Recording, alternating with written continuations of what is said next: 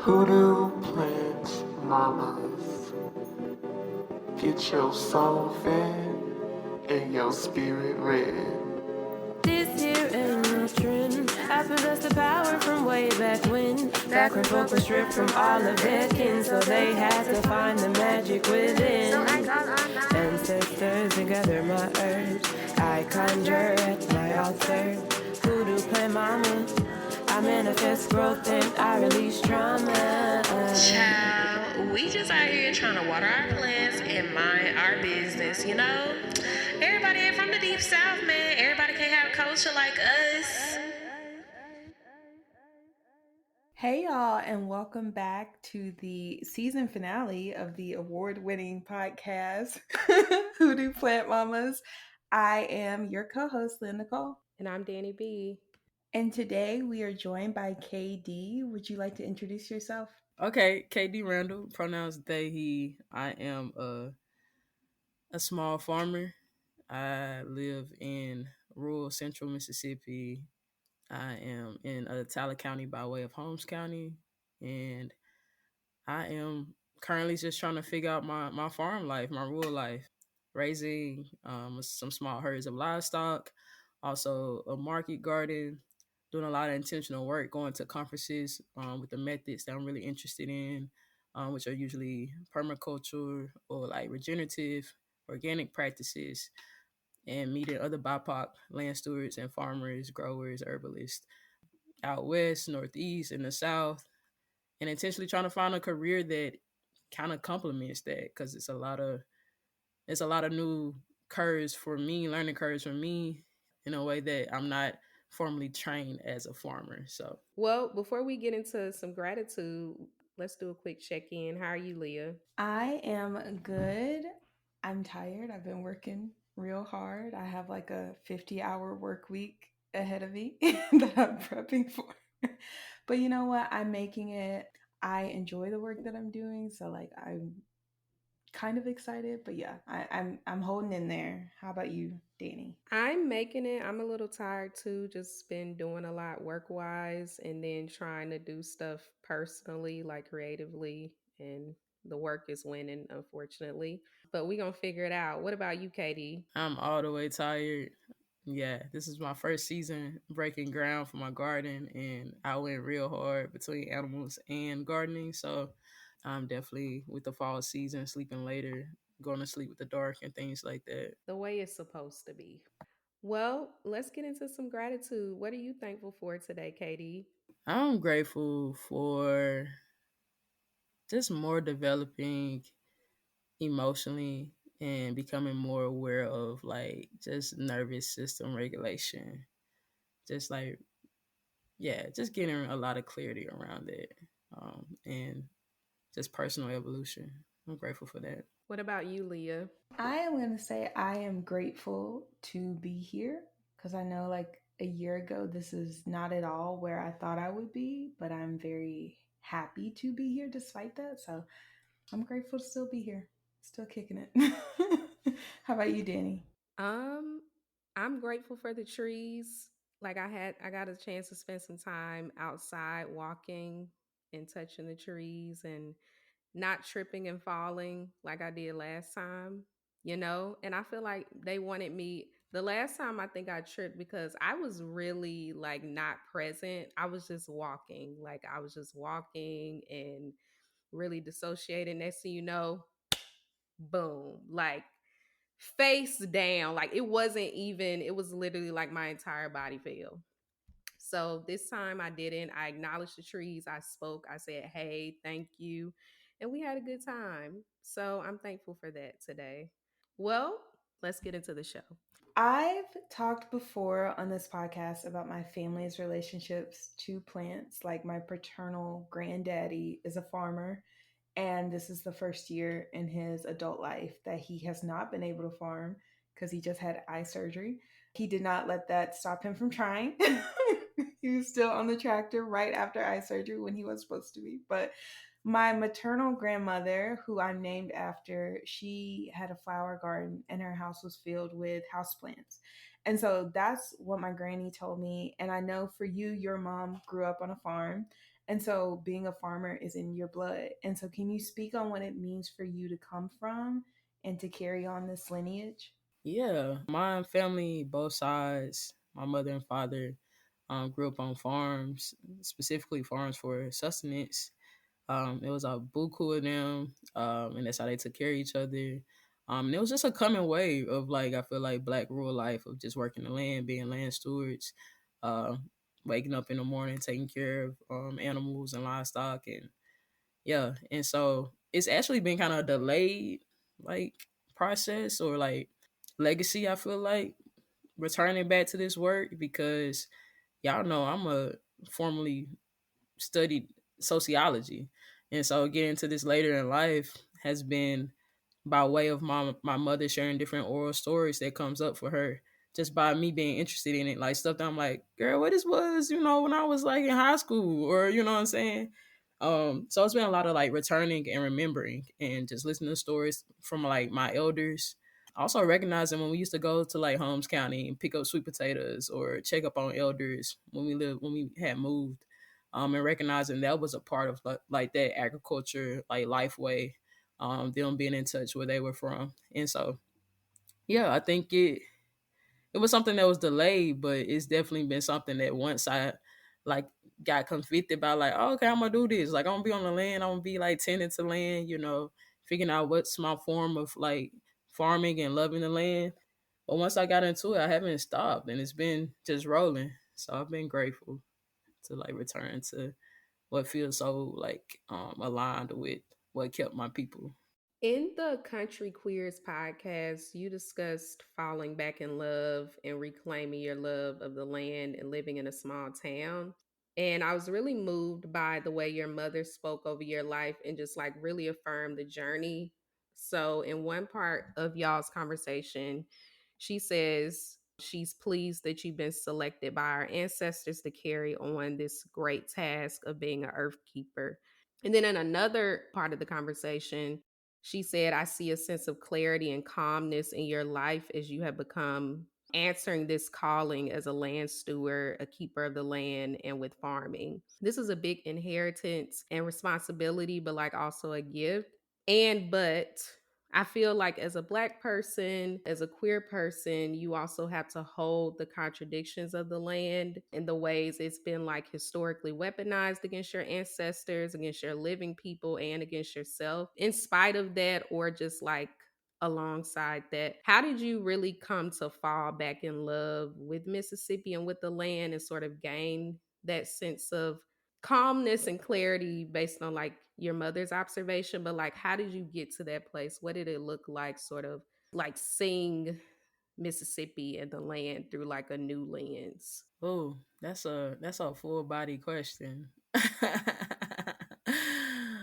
Yeah, that is interesting because just thinking about the time since that podcast, since that conversation with my mother, a lot has shifted, right? It took a lot of work. I moved back to Mississippi kind of impulsively. The pandemic was like, I don't know how to describe the stages of the pandemic, but it was happening and I had a deep concern for my mother. I wasn't regularly seeing my mother even for the holidays, and I'm just like, I might go check up on my mama. Like, I don't know what's going on in the world, but I'm going to go check up on my mama. And during that time, I was back in Mississippi for that summer, currently living in New Orleans. And I took the time to like just even before, like right before the pandemic, I had gotten this deep like curiosity about like land stewardship, specifically in Mississippi. That's when I started to find like a lot of like personal accounts with different farmers that had gone through different things with like USDA, different discrimination, doing a lot of discovering about different work of ancestor Fannie Lou Hamer. Like a lot of things were coming up, and I got deeply curious about my own personal accounts on the land and knowing that both of my family had land and steward land. So during that time when I came back to Mississippi, I intentionally had an older cousin that's raising cows out there. Like, hey, take me on the family land, give me a tour. My oldest auntie still lives out there, raises a garden. And so just went out there for a couple of days, got to see the sunrise, got to see the sunset, got to walk the land. And then I intentionally asked my mother to take me to her side of the land. And so I just walked that land with them and just was like, just in deep awe of like, dang, like this ours. Like, you know what I'm saying? Like, can't nobody say nothing. Like, this shit ours. Like, this land is ours. And like, that just deeply moved me in a way that I was just like, yeah, I think I want to do this. I don't know. I ain't got like half the skills. I ain't got like 80% of the skills that I feel like I need to like steward it. But hey, we're going to figure it out. And so it was like, you know, that deep curiosity that came before everything that felt like with the pandemic and just having a lot of just reassessment of like, you know, what I'm going to do next. Like I was working in education, was coaching, deeply enjoyed that. But I also feel like that pulled a lot from me that I felt like I wasn't feeling grounded and centered. And so when I came back home and like had that chance to like tour the land and be with my family on the land in that way, yeah, I fell in love with it all over again. And you know, at the same time, I wanted to check up on my mama. I feel like I'm a mama's boy in a way, and so those things week together, I think, really brought me back. But since then, you know, it's been a big shift to like really settle in my small town as much as I want to. It's been hard, you know. There's not like intentional social spaces for Black queer people. If that's something that I want, I kind of got to create it. Well, I ain't got to kind of create it. I got to create it while also tending to the land. So it's just a lot of like labor of like being like, oh, where's the spaces where I can just come into and be a part of something that's already there. And usually that's still in the city, you know, in Jackson, which is, you know, 60 miles from my land. And so then that's another thing I got to add on. So yeah, it's still been some workings of just sitting with like, what's the intention around when you want to live in a rural place about the social infrastructure that's also needed for your spirit and your belonging as you're choosing to be on the land, because it can extremely get isolating. And so yeah, that's presently happening. But I fell in love with the land once I saw the land. Like I'm crazy about the landscape of Mississippi. And I deeply love my family in all the ways that we are different, you know, than my people, you know what I'm saying? And so I think it's been about figuring out what are the goals that I like desire in my life, but like what are the things that I constantly want to honor. And I think I'm always in like that weave of that dilemma of the two. I'm glad you said that. I just wanted to add like the mission of the isolation, because every time I feel like talking to certain people, when you talk about growing up in the country, like in Mississippi, like people don't understand when I say it was isolating. Like you feel like you so far away from everybody and everything. And then like if you growing up and you starting to just become aware of different parts of yourself, then you just start feeling like just so small. Like, so thank you for saying that. I think I initially started with that isolation, feeling really like sad and upset about it. I'm like, ain't no way I done divinely got this chance to steward land, and now I feel like lonely as hell out here. You know what I'm saying? And like, what the folks said, and you know, but it's also been a lot of like just reflection on myself of like the things that, you know, I think I could be very sociable, but at the same time, like I'm selective too.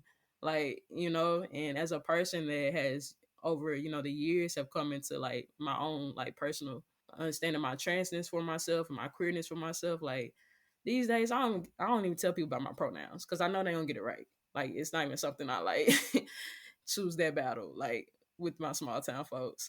But like that isolation does just, in a way, it swallows me at time. But when I'm on the land and tending to my animals and in the garden, I'm like, oh, my kinfolk is out here, my animal kin, my plant kin, you know, all my elements and stuff. But you know, at the same time, I know community is needed, and I know that's something that I want and desire. And you know, look at this land, like I need to be sharing this. You know what I'm saying? And so I think that's where I'm at in my journey of recognizing just like what is that social infrastructure? How do I start to create that? Because as much as I want to like this to be the offering for the community, like it's also a sanctuary for myself because it's been intentional for me to make a space, you know, where I'm from to like feel safe and feel like that can be like a campus of my expression and creativity and safety. So, but at the same time, I want that to be a ministry and an offering to folks that need that as well. So it's not just, you know, making sure the animals don't die and harvesting the crops. It's a lot bigger tending, and I feel like I'm just learning how to pace myself and accept these new things that I didn't expect with this journey. I feel like a lot of what you just said goes into my next question. So, like me and you, we met back in second grade. We're from the same hometown. We grew up together, and I think we both experienced being ostracized in that small town. For me, it felt like I was being suffocated a lot, and it felt like people had an idea of who they wanted both of us to be, really, and they refused to let go of that. And so it was very hard for me to like live there with those expectations. But I found for me the land was where I felt the freest, like despite of all of the negative portrayals of Black people in the land in Mississippi.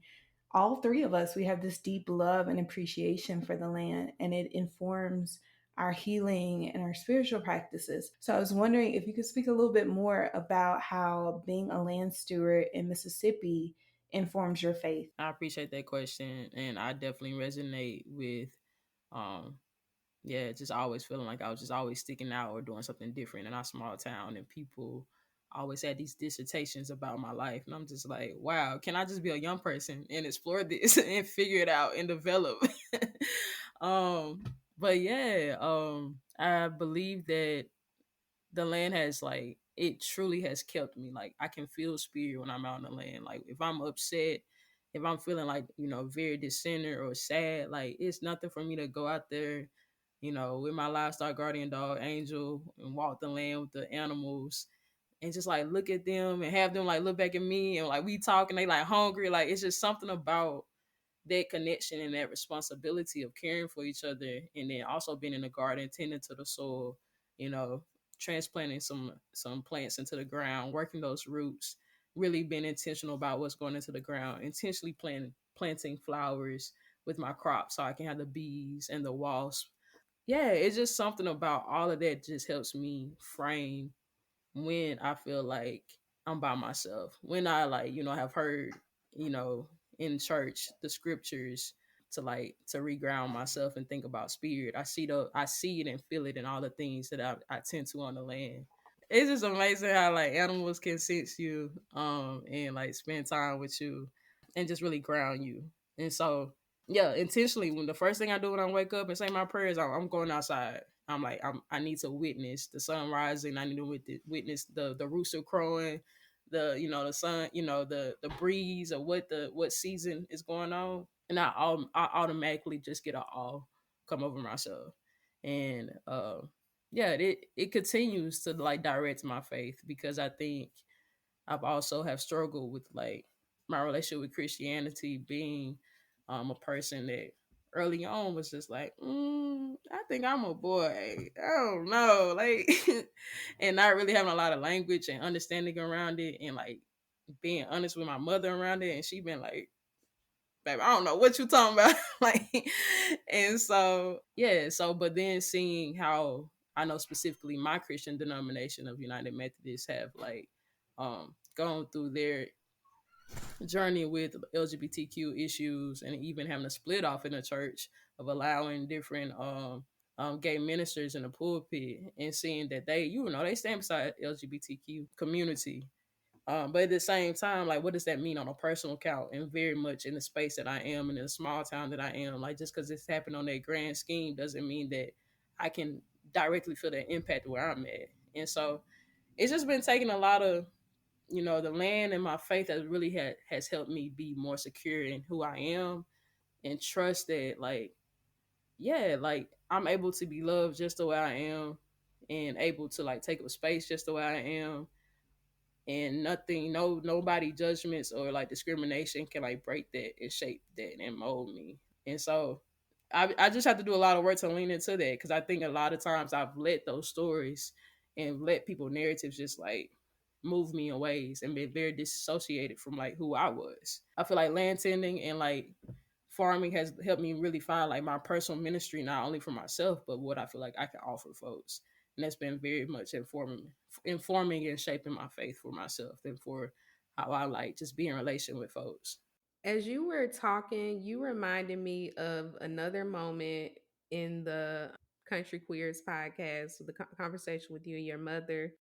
And she was talking about the animals being like basically what you were saying you do, like going out and listening to God, listening to spirit, like the animals, because if you watch the animals, they're doing it. And I love when people really see animals and like the non-human as like still a part of community, but also see them as like this very closer extension of spirit. This is not even a question I had, but now I'm interested in how has like your mother being a minister impacted how you relate to nature now? Like, have you always felt that way, or was it like through those conversations that helped you sort of like see through that similar lens? Yeah, that makes me think back. I had a coach, a basketball coach, that like got in touch with me through Facebook. It'd be amazing how Facebook keep you in touch with folks. But had saw me post something. I think I was either at the farmer's market or something. He just reached out and was catching up.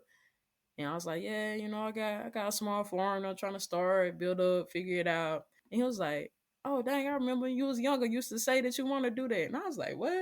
He was like, yeah. He was like, you always wanted like a little house out in the country and farm. And so like this is like something that was wild to me because I'm just like, I don't remember that. No recount at all. You know what I'm saying? And so that's interesting that, I'm now currently here in this reality of what I'm doing.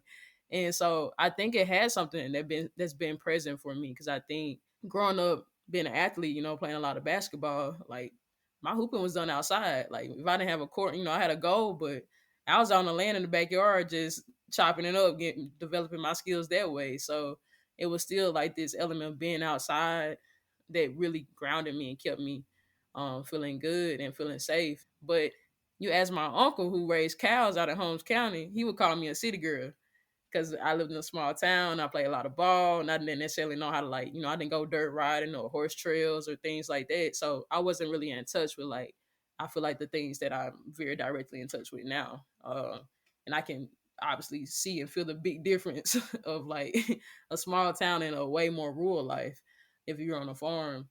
But as I've gotten older and as she's like been sharing these stories of like, oh, waking up and having to milk the cows and feed the pigs before they walk down the road to catch the bus, hearing these personal accounts, I'm like, yo, y'all was in that thing. Like y'all was doing this.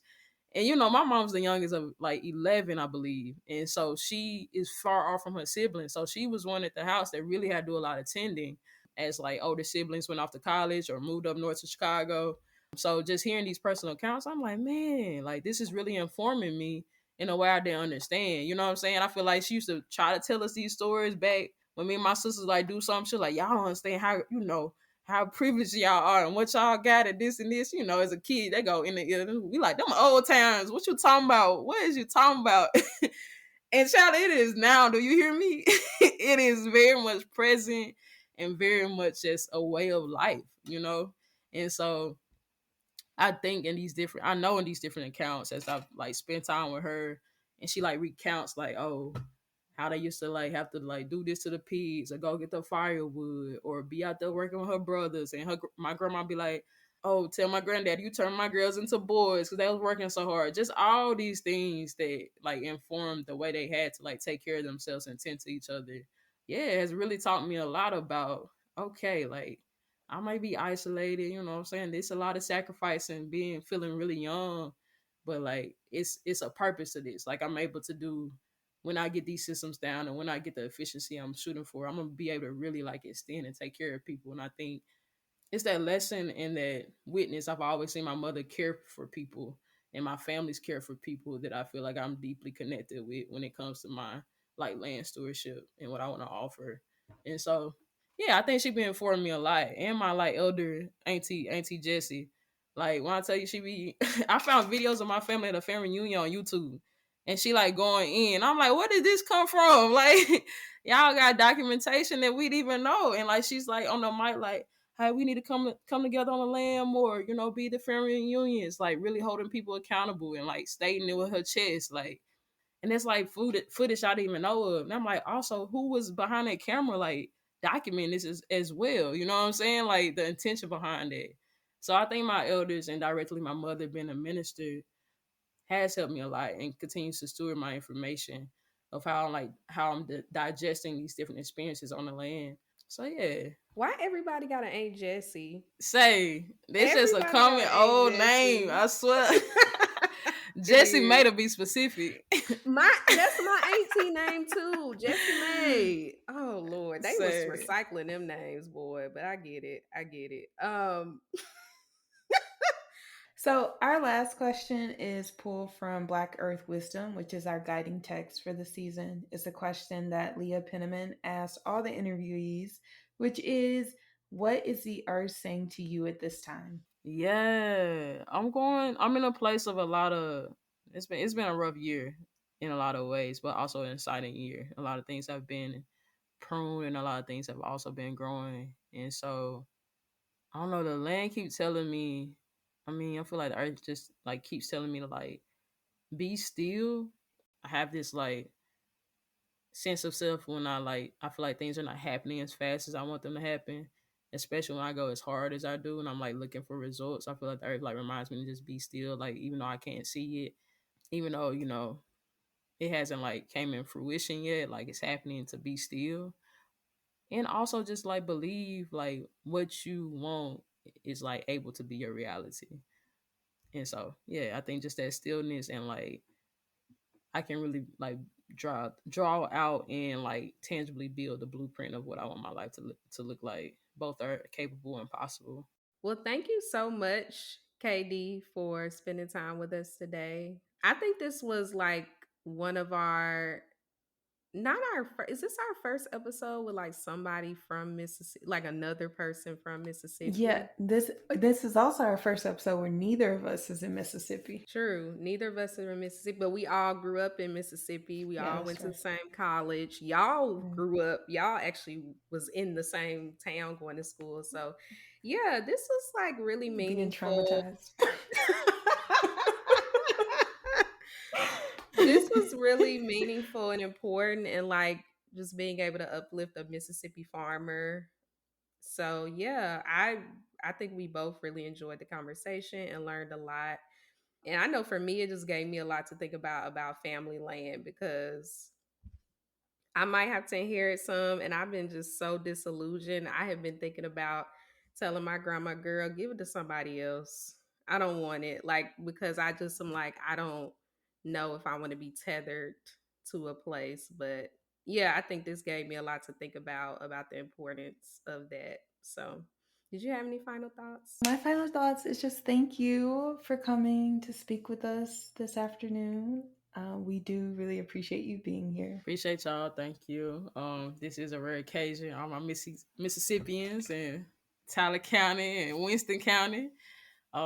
But yeah, just shout out to y'all for creating this space, and shout out to all the land stewards and earth keepers and in Mississippi. They keep us rolling. And it's especially black, especially our elders, and especially the ones that's always rocking beside us and supporting us. So they have brought me to where I'm at as well, and want to honor them. Amen.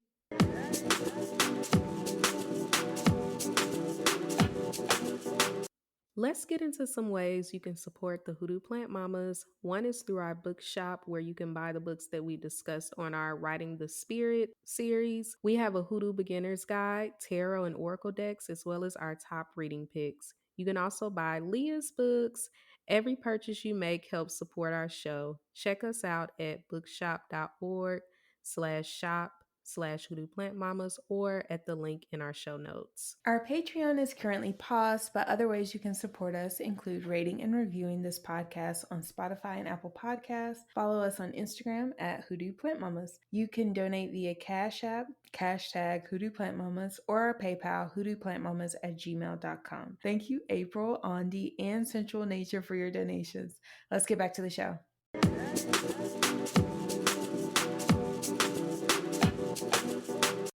So, we're doing things a little bit different after this break. It's been 3 months since we've recorded our last episode, so we wanted to catch up on some things. Like, we're an award-winning podcast. Part of me is shocked because of the process, but the rest of me is like, of course we are. So, the thing that we learned from hosting this podcast is that most awards are pay to play, meaning you have to pay to even be nominated for it, and we don't have money.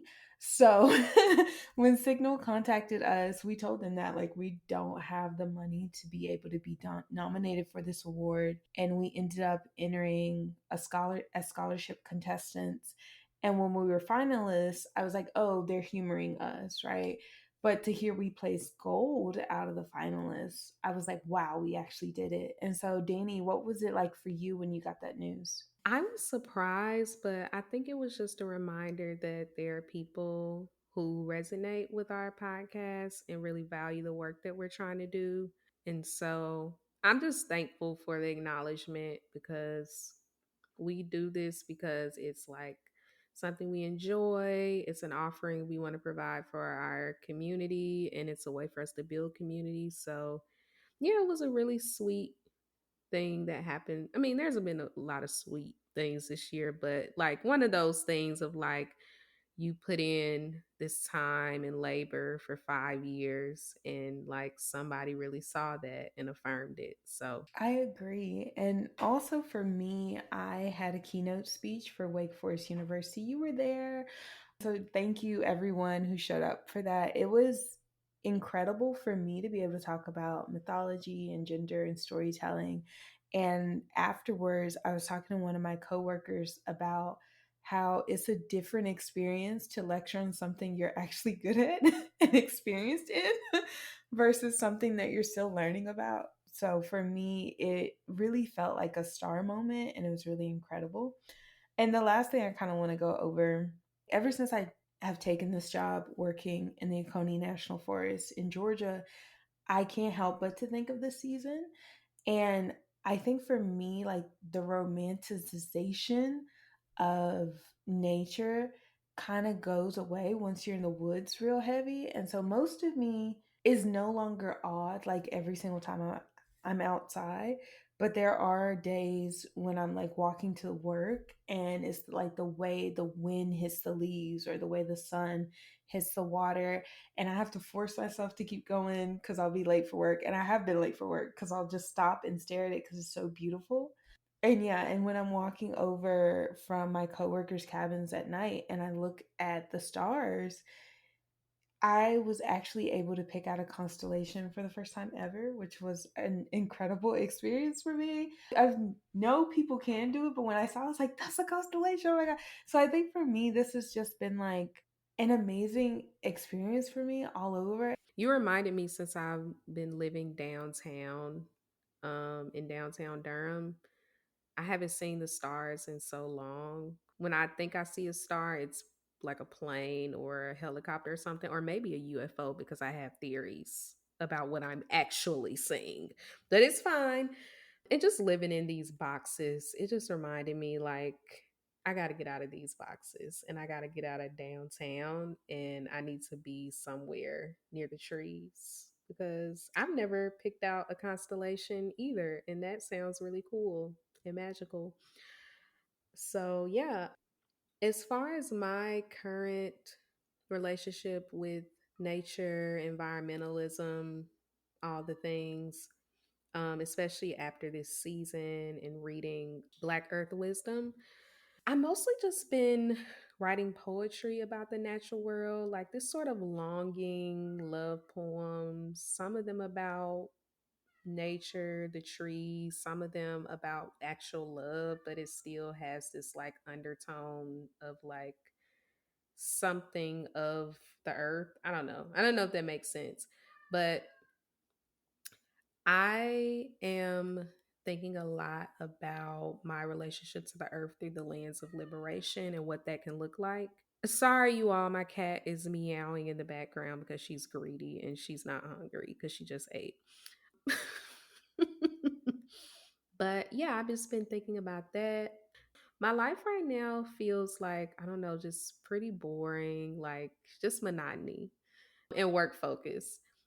But my with my birthday coming up, I'm just like, what do I want my life to look like? This is about to be my Jesus slash resurrection year. So I'm really been trying to think about what life I want to build and especially what life I want to live beyond the United States or what it could look like to build a network of community that overlaps between here and another part of the country. I have a lot of new and sprouting ideas that I've never had before about like my creative life and the rest of the world. And so I'm excited for what that's going to look like. And it's connected to this. It's connected to what we've been talking about all season. And so, yeah, I feel like this season unintentionally actually was a part of like a larger sort of broader journey for me personally in like really rediscovering things about myself and my place in this world. So I hope that makes sense. I think for me, the part about Black Earth wisdom that I have been holding on to these past few months is that nature is not out to get us. And I know when I came to Georgia, I wanted to improve my relationship with the outdoors. And I feel like I have. Like, I'm a lot less nervous about being outside by myself. I'm a lot less nervous about hiking and navigating the outdoors. I can handle picking up a snake and a few different animals. The alligators have been biting each other, so I do not pick those up. But for me, this job has resparked, the curiosity and the joy that I had when I was younger. And it's reminded me of how generous and abundant nature is. And the rest of me feels like I'm not even doing anything really by being here. Like, yes, I'm here to encourage children to learn and be comfortable in natural spaces. But I think for me, it's not as grand as others have made it out to be, but it has brought out a lot of joy and comfort and pride in myself. And like KD had said earlier, I feel settled. Like when I'm outside, I just feel settled. Like I'm not wanting anything, I'm not yearning for anything. I'm okay.